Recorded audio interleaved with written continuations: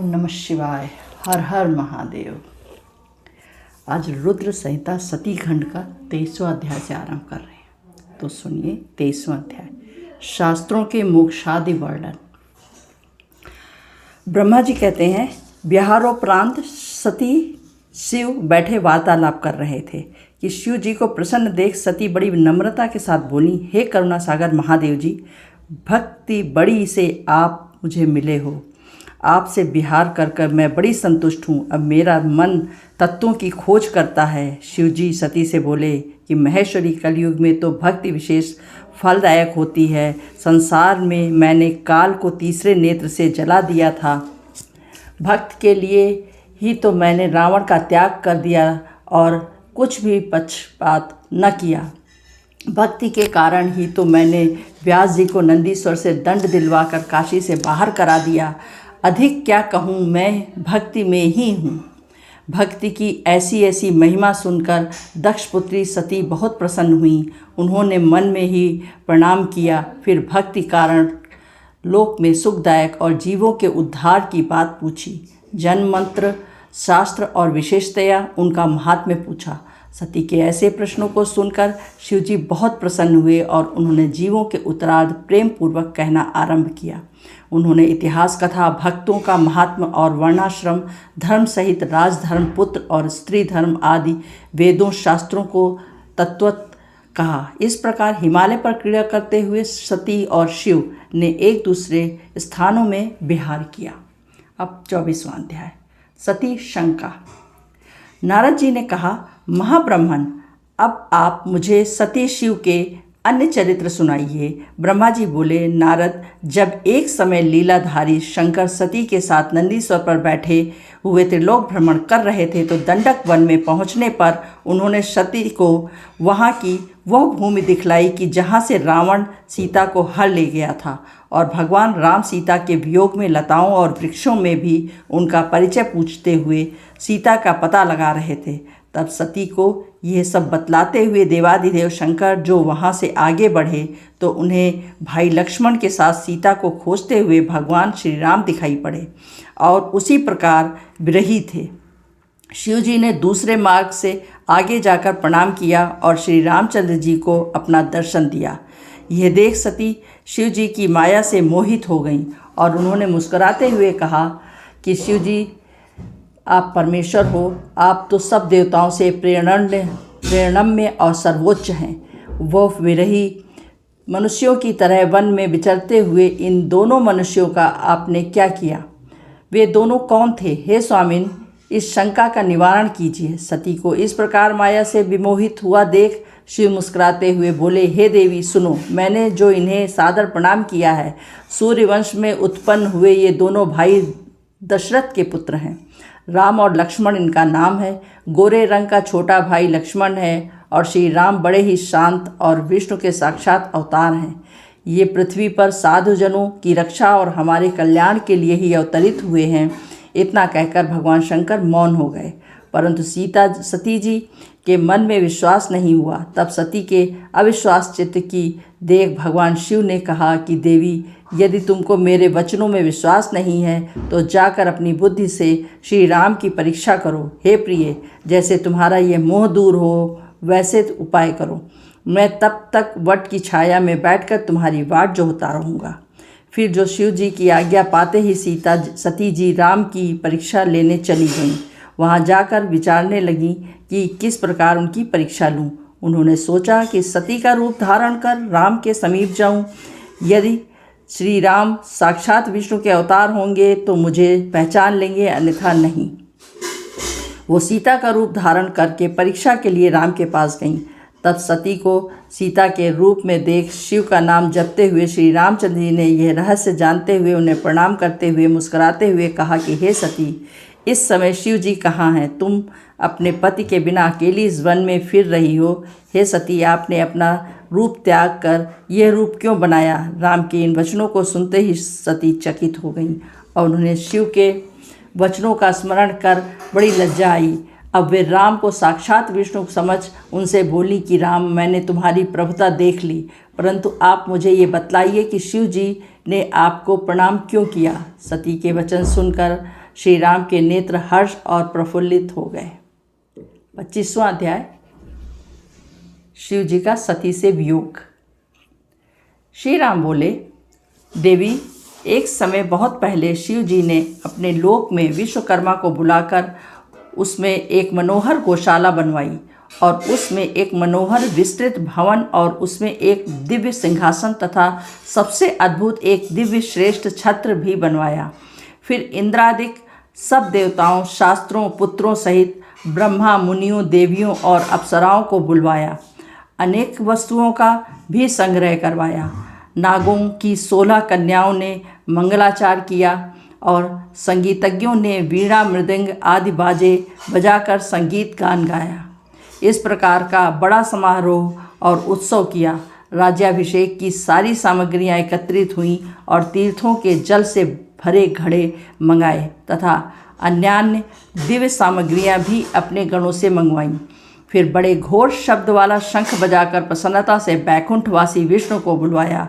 फिर एक उत्तम मुहूर्त देखकर भक्ति से पूर्ण शंकर ने विष्णु जी को श्रेष्ठ सिंहासन पर बिठाकर बहुत से अलंकार पहनाए और उनके सिर पर मुकुट बांधकर उनका अभिषेक किया। भगवान शंकर ने उनकी बड़ी स्तुति की और जगतकर्ता ब्रह्मा से कहा कि मेरी आज्ञा से अब सब देवताओं के साथ तुम भी उन्हें प्रणाम करो और वेद ने जैसे जैसे मेरा वर्णन किया है वैसे ही अब इनका वर्णन करो। ब्रह्मा ने ऐसा कहा। भगवान शंकर ने भक्ति से प्रसन्न हो विष्णु जी को प्रणाम किया। उस समय ब्रह्मादिक देवताओं और मुनियों ने विष्णु की वंदना की। शिव जी ने विष्णु जी को अनेक वरदान दिए। सभी लोगों का कर्ता, भर्ता और संहर्ता बनाया। अपनी सारी माया दी। अनेकों अवतार लेकर संसार का पालक बनाया। अनेक अपने लोकों में गोलोक नामक स्थान दिया और कहा कि विष्णु, पृथ्वी पर आपके जितने भी अवतार होंगे मेरे भक्त आदरपूर्वक उनका दर्शन करेंगे। इस प्रकार विष्णु को अखंड ऐश्वर्य देकर अपने गणों सहित शंकर कैलाश को चले गए। उसी समय से भगवान विष्णु ने गोप वेश धारण किया। गोपों, गोपियों और गौओं के स्वामी बने। इस समय शिव जी की आज्ञा से उन्होंने 4 अवतार धारण किए हैं। पहले राम, 3 में भरत, लक्ष्मण और शत्रुघ्न हैं। देवी, मैं पिता की आज्ञा से लक्ष्मण और सीता सहित वन में आया हूँ। किसी राक्षस ने मेरी पत्नी सीता को चुरा लिया है। भाई के साथ मैं वियोगी बन उन्हें इस वन में ढूंढ रहा हूँ। माता, आपका दर्शन पाकर मेरा कल्याण हुआ। यदि आपकी कृपा रही तो सर्वदा मंगल ही होगा। इस प्रकार बहुत कुछ कहकर सीता जी सती जी को प्रणाम किया। रामचंद्र जी वन में विचरने लगे। सती जी ने उन्हें शिव भक्त जान उनकी बड़ी प्रशंसा की। फिर अपने किए पर पश्चाताप करती हुई शिव जी के पास लौट आईं। सती जी को चिंता थी कि कहीं शिव जी उनके समीप जाकर क्या उत्तर दूंगी। ऐसा बारंबार विचार कर सती जी पछताने लगीं। फिर शिव जी के पास जाकर उन्हें हृदय से प्रणाम किया। शोक से व्याकुल उनके मुख की शोभा क्षीण हो गई। तब उन्हें दुखित देख शिव जी ने पूछा, कुशल तो है ना? कहिए, आपने किस प्रकार परीक्षा ली? सती ने सिर झुका लिया और कहा, कुछ नहीं। वह शोक से संतप्त हो शिव जी के पास जा खड़ी हुई। महायोगी शिव ने ध्यान से सती का चरित्र ज्ञात कर लिया। उन्होंने सोचा कि अब यदि मैं सती को पूर्ववत स्नेह करूं तो मेरी शुद्ध प्रतिज्ञा भंग हो जाएगी। वेद धर्म के पालक शिव जी ने सती को मन से त्याग दिया। फिर सती से कुछ न कहने कैलाश की ओर बढ़े। मार्ग में सबको और विशेषकर सीता जी को सुनने के लिए ये आकाशवाणी हुई कि महायोगिन, आपको धन्य हैं। आपके समान तीनों लोकों में ऐसा प्रण पालक कोई नहीं है। ये आकाशवाणी सुनते ही सती कांतिहीन हो गई। फिर उन्होंने शिव जी से पूछा कि हे नाथ, आपने कौन सा प्रण किया है, मुझसे कहिए। परंतु सीता जी के पूछने पर भी शिव जी ने ब्रह्मा विष्णु के आगे की हुई अपनी पूर्व प्रतिज्ञा को न बतलाया। फिर तो सीता जी ने अपने प्राण प्रिय शंकर का मन में ध्यान करके अपने त्याग की सारी बातें जान ली। शिव जी द्वारा अपना त्याग समझ उनके मन में बड़ा दुख हुआ। वो शीघ्र ही दीर्घ निश्वास लेने लगीं। तब सब समझकर शिव जी सती का मन बहलाने के लिए अनेक कथाएं कहने लगे। फिर कैलाश में पहुंच समाधि लगाकर अपने रूप का ध्यान करने लगे। सती भी उनके समीप ही खिन्न चित्त से बैठी रहीं। सती और शंकर के इस चरित्र को किसी ने नहीं जाना। बहुत समय बीत हो गया। जब शंकर जी ने समाधि खोली तो समीप जाकर सती ने शंकर जी को प्रणाम किया। उदार बुद्धि शंकर ने उन्हें अपने सन्मुख आसन दिया। बहुत सी कथाएं कहकर सती को शोक मुक्त किया, परंतु शंकर जी ने सत्यता न छोड़ी। 26वां अध्याय। दक्ष का शिव से विरोध। ब्रह्मा जी बोले, पूर्व काल में प्रयाग में एकत्र होकर मुनियों ने एक महान यज्ञ किया, जिसमें मैं भी सम्मिलित हुआ। अनेक शास्त्रों में ज्ञान कांड पर विचार हुआ। अपने गणों को साथ लिए हुए शिव जी भी सती सहित उसमें आए। सबने भक्ति पूर्वक उन्हें प्रणाम कर उनकी स्तुति की। इसी समय प्रजापतियों के स्वामी दक्ष भी वहां पहुँचे और उन्होंने केवल मुझे ही प्रणाम किया और मेरी आज्ञा से वे बैठ गए। फिर सब ने दक्ष की बड़ी पूजा की, परंतु महेश्वर अपने आसन पर बैठे रहे और उन्होंने दक्ष को प्रणाम नहीं किया।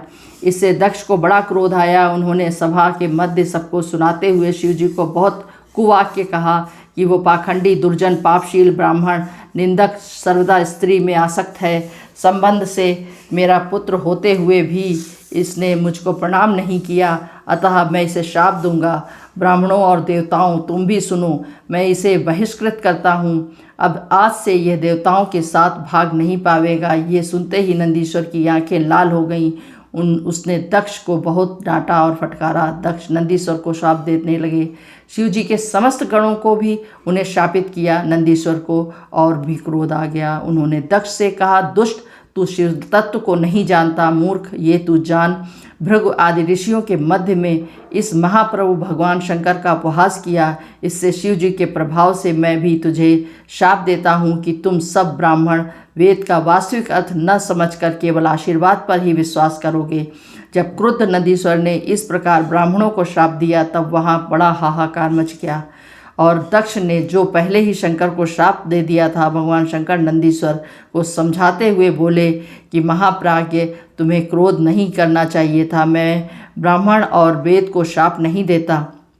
तुम ये यथार्थ मैं जान लो कि दक्ष का शाप मुझे नहीं लगा, तुम जंतु सम हो। नंदीश्वर शांत हुआ। शिव जी अपने गणों को साथ लेकर निज धाम को चले गए। दक्ष भी अपने स्थान को चला गया। अब प्रजापति दक्ष शिव निंदक हो गया। 27वां अध्याय। दक्ष यज्ञ।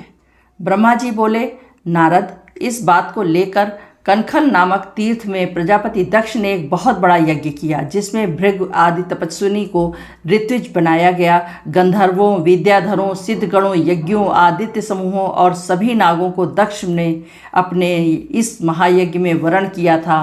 अगस्त्य, कश्यप, अत्रि, वामदेव, भृगु, दधीच, भगवान व्यास, भारद्वाज, गौतम, पाराशर, गर्ग, भार्गव, कुकुपसित, सुमंत्र तंत्रिक, कंक और वैशंपायन, ये सभी ऋषि मुनि मेरे पुत्र के यज्ञ में आए। मैं भी सपरिवार और बैकुंठ से श्री विष्णु भगवान भी अपने पार्षदों और परिवार सहित आए। उसी प्रकार अन्यान्य सभी देवता दक्ष के यज्ञ में पधारे, परंतु दुरात्मा दक्ष ने उस यज्ञ में शिव जी को नहीं बुलाया और कह दिया कि वे कृपालधारी हैं। शिव जी के छिद्र देखने वाले दक्ष ने अपनी प्रिय पुत्री सती को भी नहीं बुलाया कि वो कपाली की भार्या है। जब इस प्रकार यज्ञ आरंभ हुआ, तब उसमें भगवान शंकर को न आया देख शिव भक्त दधीच ने सब देवताओं और ऋषियों से पूछा कि इस यज्ञ में भगवान शिव क्यों नहीं आए हैं।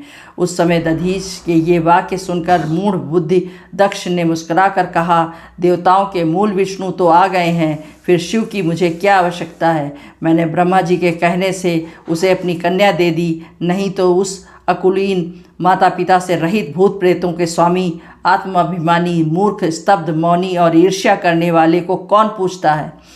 वो इस कर्म के कदापि योग्य नहीं है, इसलिए मैंने उसे नहीं बुलाया। मेरे इस यज्ञ को तो आप सब लोग ही मिलकर सफल बनावें। दक्ष के ऐसा कहने पर दधीच ने सब मुनियों को सुनाते हुए कहा कि तुम चाहो तो कहो, पर भगवान शंकर के बिना तो ये यज्ञ अपूर्ण ही रहेगा और इससे तुम लोग नाश को प्राप्त होगे।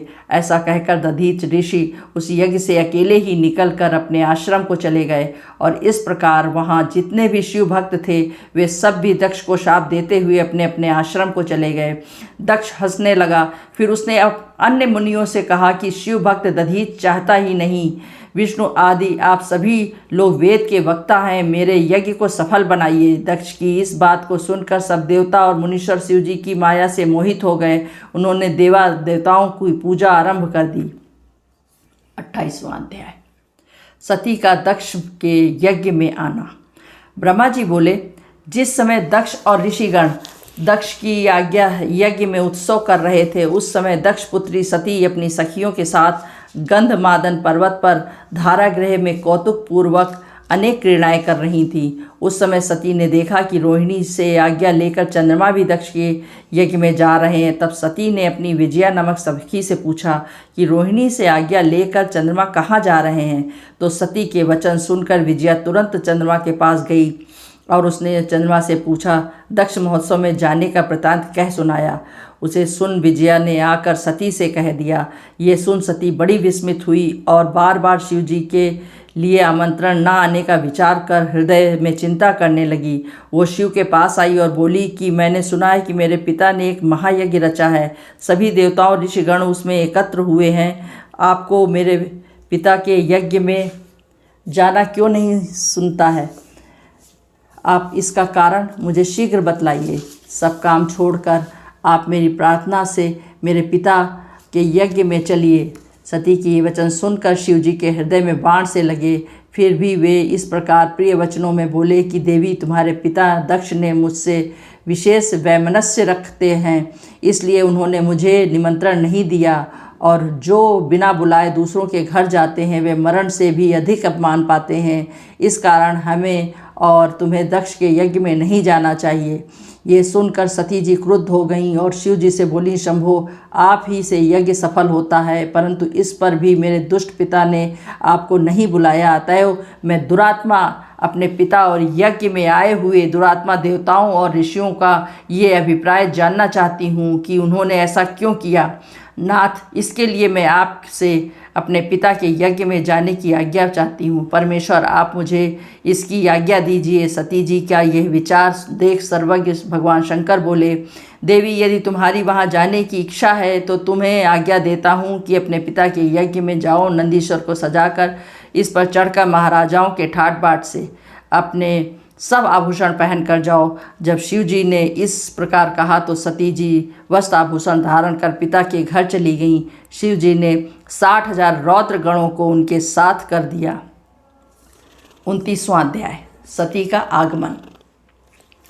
ब्रह्मा जी बोले, अब सती जी वहाँ जा पहुँची जहाँ विशाल यज्ञ हो रहा था। सती जी को देखकर उनके माता असकनी तथा बहनों ने यथोचित सत्कार किया, परंतु दक्ष तथा उनके अनुयायियों ने उनका आदर नहीं किया। परंतु सती ने समान रूप से माता पिता को प्रणाम किया। यद्यपि वह हृदय से दुखी थीं, किंतु उन्होंने यज्ञ में विष्णु आदि सब देवताओं का पृथक पृथक भाग नहीं देखा। इससे सती को बड़ा क्रोध आया। फिर तो वो सभी को क्रूर दृष्टि से देखते हुए बोली कि पिताजी, आपने भगवान शंकर को क्यों नहीं बुलाया, जो स्वयं यज्ञ स्वरूप यज्ञांग और यज्ञों के दक्षिणा स्वरूप हैं। बिना उनके आए आपने इस यज्ञ का संपादन ही कैसे कर लिया। नीच पिता, क्या आपकी बुद्धि भ्रष्ट हो गई है? अभी तो इस समय आपने उन शंकर को नहीं पहचाना, फिर ये ब्रह्मा विष्णु आदि देवता और मुनीश्वर भी बिना शिव जी के तुम्हारे यज्ञ में सम्मिलित होने कैसे चले आए। इस प्रकार कहकर शिव स्वरूप सती ने सब देवताओं को धमकाया। दक्ष अपनी पुत्री के वचन सुनकर क्रुद्ध होकर बोले, उसे वक्र दृष्टि से देखते हुए कहने लगे, भद्रे, बहुत कहने से क्या लाभ, तू यहाँ से चली जा, यहाँ क्यों आई है? मुझसे तेरा कोई प्रयोजन नहीं है। तेरा पति तो भूत प्रेतों का राजा है, जो वेद बहिष्कृत, अकुलीन और अमांगलिक है। इसी कारण तेरे कुवेशधारी पति शिव को मैंने यज्ञ में नहीं बुलाया। फिर तो जगत को उत्पन्न करने वाली देवी अत्यंत क्रुद्ध हो अपने पिता से बोली कि पिताजी, जो शिव जी की निंदा करता और सुनता है वे दोनों ही नरकगामी होते हैं। अपने स्वामी का अपमान सुनकर मेरे जीने से ही क्या लाभ होगा। अतः मैं अग्नि में प्रवेश कर इस शरीर को त्याग कर दूंगी। यदि मनुष्य में कुछ भी शक्ति हो तो वो शिव जी की निंदा सुनते ही उस शिव नंदक की जिह्वा काट ले, तभी उसका प्रायश्चित दूर होता है। यदि असमर्थ हो तो कान मूंद कर कहीं चला जावे। इस प्रकार धर्म नीति कहकर परम दुखिता सती शिव जी के कहे हुए वचनों का स्मरण कर वहां आने का पश्चाताप करने लगी। 30वां अध्याय, सती का देह त्यागना। श्री नारद जी बोले, ब्राह्मण, जब सती जी ने ऐसा कहकर मौन हो गईं तब क्या हुआ? ब्रह्मा जी बोले, जब सती अपने पति शंकर का स्मरण कर मौन हो गई तब सब शांत चित्त से उनको सहसा पृथ्वी पर उत्तर की ओर मुख करके जा बैठी और आचमन कर नेत्र बंद कर शरीर त्यागने की इच्छा से योगिनी द्वारा शीघ्र ही अपने शरीर को भस्म कर डाला। फिर तो आकाश और भूमि पर देवताओं और मुनियों को भयभीत कर देने वाला अद्भुत हाहाकार मच गया। उधर सती को प्राण छोड़ते ही शिव जी के गण हाथ में शस्त्र लेकर उठ खड़े हुए और सब दिशाओं में प्रलय मचाने लगे। कोई शोक से व्याकुल हो अपने ही अंगों को छेदने लगा। सती के साथ ही 60,000 में से 20,000 शिव के गण स्वयं ही दुख के कातर हो नष्ट हो गए।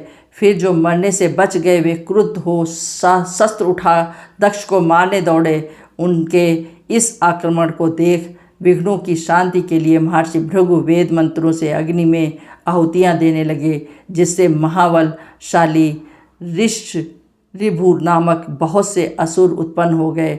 उनसे शिव गणों का युद्ध होने लगा। उन्होंने शिव जी के गणों की शक्ति क्षीण कर दी।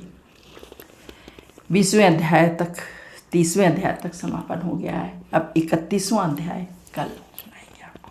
तब तक के लिए आप लोग अपना ध्यान रखिए, सत सुखी व प्रसन्न रहिए। ओम नमः शिवाय। हर हर महादेव।